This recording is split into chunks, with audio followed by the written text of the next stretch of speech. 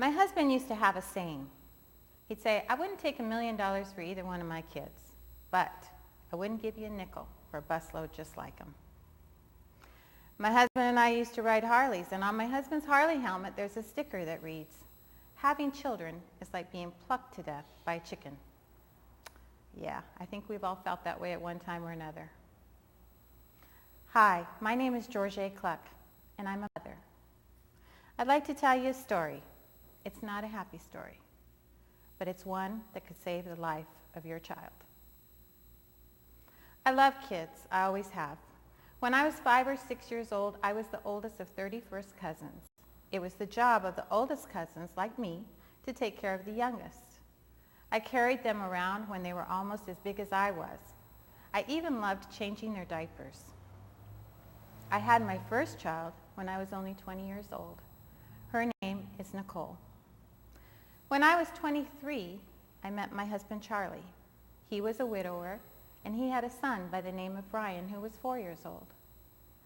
I always considered Brian a gift from his mother, and I raised him as if he were my very own son. Our family dynamics were and are not uncommon in today's society. In fact, we were probably a lot less complicated than some. Our children were raised in a beautiful Miami community. They went to the best private schools and grew up with the same friends from the time they started kindergarten. They hung out at the community center, swam at the community pool. By the time they were in middle school, as parents, we had grown up with their friends just as they had. When our son Brian was in his early teens, he and his friends started to experiment with alcohol. Then they started smoking a little pot. There were about 10 boys in their group. They hung around with each other all the time. They were in and out of the house, polite kids from good homes. They were smart, popular, and they were cool. One day, someone brought some powder into this group and encouraged them to smoke it in their marijuana. They resisted at first, but after some prodding, they smoked it. The powder was heroin. Our son struggled with a heroin addiction for about 13 years. During this struggle, my husband and I tried every tactic imaginable to reach him. Intervention, rehabilitation, letters, more letters, appealing to him to come back to us. We so missed the drug-free Brian. The drug-free Brian had an edge, a great sense of humor. He didn't do harmful things to others. He wasn't defensive. He was sensitive. He was patient, responsible, and reliable. He was happy most of the time, and he seldom got sick. The son before me was distant, easily agitated, indifferent, and unhealthy. Sometimes I thought we were breaking through, and I would see that old spark in his eye and think, maybe he's really kicking it. He tried. He really did.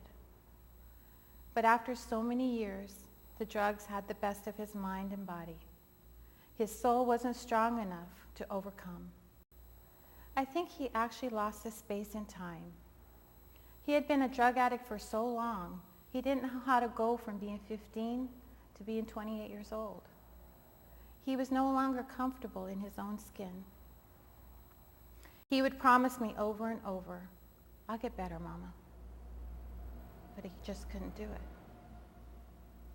Our son died of a heroin overdose July 16, 2004. He was 28 years old. Of those 10 boys, 3 are dead from drug overdose. 3 still have severe addiction problems, and 4 are leading normal lives. As to how normal, you'd have to ask them. They suffer every day with the challenges of addiction. Miami child psychologist Dr. Polyakoff will tell you that most teenagers spend an average of 25 minutes a day with their parents. This is probably one of the reasons we didn't even suspect our son had an addiction problem until he was in his early 20s. After Brian passed away, I started to ask myself where we had gone wrong. When did we start to lose him? Well, I can't pinpoint any one specific thing. I I can think of dozens of things I wish I had done differently. I know I can't bring my son back, but I'm hoping that by sharing my story, I can give you some insight into some of those things, and just maybe I can help prevent this from happening to your child. If I can help prevent any of you from suffering the same loss, it will be an honor to the memory of our son. I've been asking many parents of children if they speak to their children about drugs. I'm talking kids 3, 4, 5 years of age. The parents' response is understandable, but nonetheless unsettling. How dark, or oh my, how depressing. Yeah, you're right. It is depressing. But sticking our head in the sand is not going to prevent your child from trying drugs. The younger we start to foster in our children the education necessary to create boundaries, build self-esteem, and educate against the dangers in today's society, the safer our children are going to be. Life is so complicated today. We not only have to worry about what happens within our own household, we have to worry about the internet, the stranger down the street, bullies in school, and the tender psyches of our children. I started by saying I love children. Loving our children is not enough. We have to love them really, really well. When we don't know or we're unsure about handling behavior issues, we need to find the answers.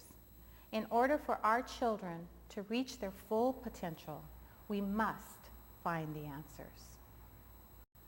Now, no one can be a perfect parent. Most times we parent the way we were taught by our parents. Some of you have had the advantage of wonderful parenting, and you have that wisdom to draw upon. We need your help. We need you to share your insight. If parents rally together and educate themselves on issues concerning their children, it will help the parent community establish a basis for expectations from each other and from their children. With one another's support, we can give our children a better foundation, a better community, and a better chance at a safe and healthy life. I pray that each person listening to me walks away with a renewed urgency and awareness, a commitment to foster better communication with your children and consistent communication with other parents. My father taught me, a wise man learns from another's mistakes. This is my son, Brian. Brian was a good kid. He made some bad choices. One of those choices changed the course of his life. It takes a village to save a child. We need everyone to help in the war on drugs. It's never too late. I plead with you to get involved. Let's offer a better tomorrow to our children, a drug-free tomorrow. Please, let's start today.